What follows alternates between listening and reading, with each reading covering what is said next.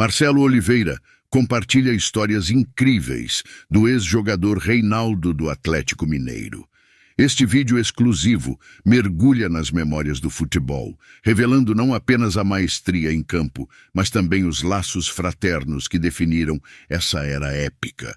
Não perca essa oportunidade única de reviver esses momentos especiais. Inscreva-se agora para não perder e faça parte dessa viagem nostálgica no mundo do futebol. Cresceu junto com você, você deu muito passe para ele fazer gol. O Reinaldo, como é que foi jogar ao lado do Reinaldo, o maior jogador da história do Atlético? Perfeito, você falou tudo. Eu considero, depois do Pelé, o Reinaldo, pelo fato dele ter se machucado muito cedo e não pôde mostrar todo o seu talento, né, de forma natural, assim, com uma boa condição física, jogando bem preparado. Quase sempre ele tinha um probleminha de joelho que ficava fora ou jogava um pouco e não jogava tudo, mas mesmo assim ele mostrou ser um jogador genial. Eu tive esse privilégio. Às vezes falam, pô, vocês jogaram muito, você, Cerezo, Reinaldo, Paulo Isidoro. Eu falo, olha, o time era bom, porque era um time todo formado na base, tinha um entrosamento.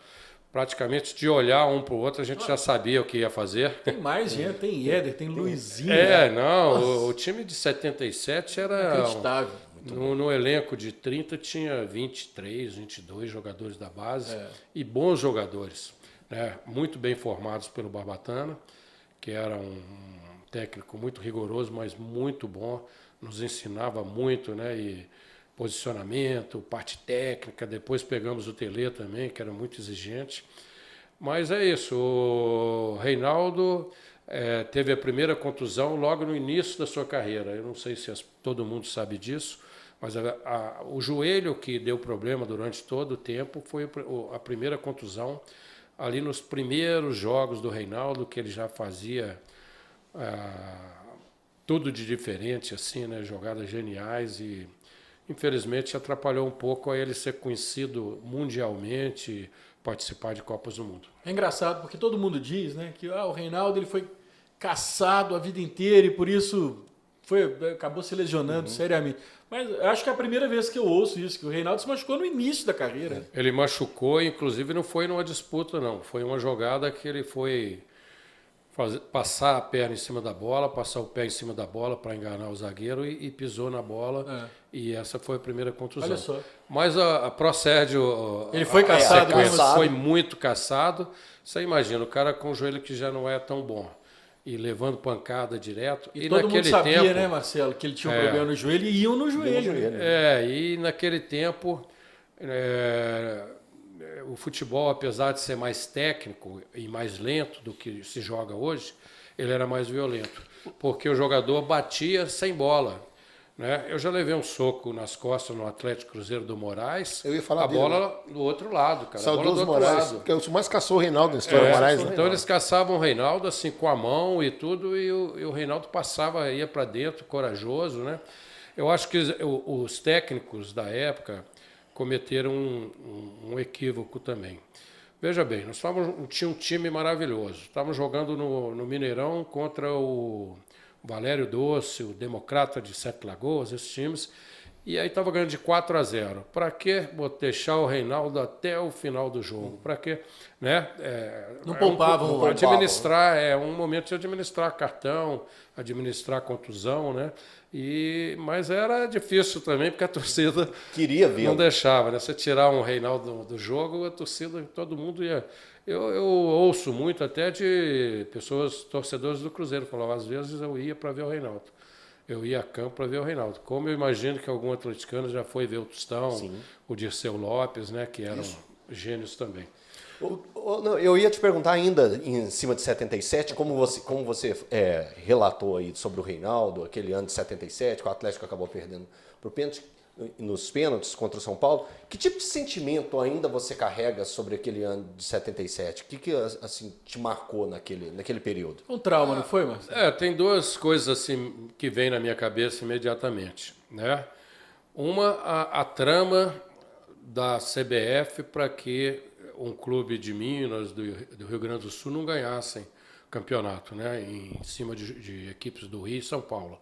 Porque se ainda tem hoje alguma coisa, você imagina naquela época. Ainda mais que vem de Né? 2 seguidos do Inter, né? Seria o terceiro título fora Pois do eixo. Então, por que eu digo isso? Porque o Reinaldo ele foi expulso num jogo no início do campeonato e foi levando e adiava. Julgado na véspera da e final. foi julgado naquela época. Absurdo, Primeira coisa é essa. A segunda é que o nosso time era muito bom, encantou o Brasil aí, né, naquele período, porque nós fomos para a final invictos, né, com 10 pontos a mais do que o adversário que o São Numa Paulo. época que a vitória varia só 2. Pois é, e o São Paulo era um bom time também, mas nós tínhamos uma qualidade melhor, um entrosamento melhor, estávamos jogando melhor. Só que choveu muito no dia do jogo, acho que era dia 5 de março de 78. Choveu muito, o campo estava muito pesado e o São Paulo bateu muito também.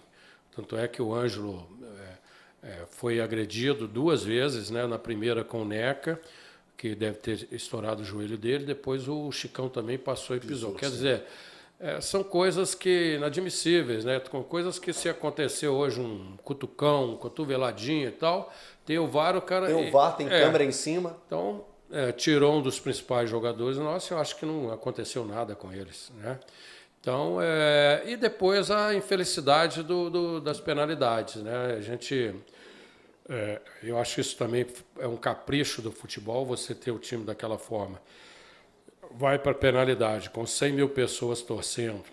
E a gente acho que acertou os 2 primeiros, tinha uma vantagem de 2, mas jogou 3 para fora, né? E não foi por falta de treinamento, porque o seu Barbatana treinou pênaltis na semana, né? Porque era uma possibilidade. Mas eu acho, e muita gente acha, que o time, como eu revezava muito com o Paulo Isidoro durante o campeonato, a gente jogando como meia, naquela época eu não tinha jogado ainda como ponta esquerda, como o Reinaldo não jogou, poderia ter me avançado um pouco. Depois eu joguei assim, como centroavante, até fiz gol na Libertadores. Poderia ter me avançado e botado o Paulo Isidoro. Não tanto pela minha função como centroavante, mas muito pela qualidade do Paulo Isidoro. Se você não tem o Reinaldo, o Paulo Isidoro entrou no final do segundo tempo no meu lugar. Quer dizer, um jogador desse nível do Paulo Isidoro não poderia ter ficado fora. Foi um equívoco, né? Então, e nessa situação, Marcelo, não sei se é possível, mas o próprio jogador em campo, às vezes ele chega em treinador e fala alguma coisa, coloca o fulano, coloca o Beltrano. Depende do treinador. Então, o Barbatana não, né? Só para complementar, o Ed Carlos veio aqui outro dia bater um papo com a gente. E ele disse que no vestiário de São Paulo lá, o técnico falava alguma coisa, dava as orientações, de repente todo mundo subia pro gramado. O Rogério Ceni chamava todo mundo e falava, agora faz isso. Não é nada disso, não. Mas será se ele vai gostar que faça isso com ele? Não, certamente Ou ele que está não. acima de tudo? Não, que ele certamente pode... que não, mas ele fazia, né?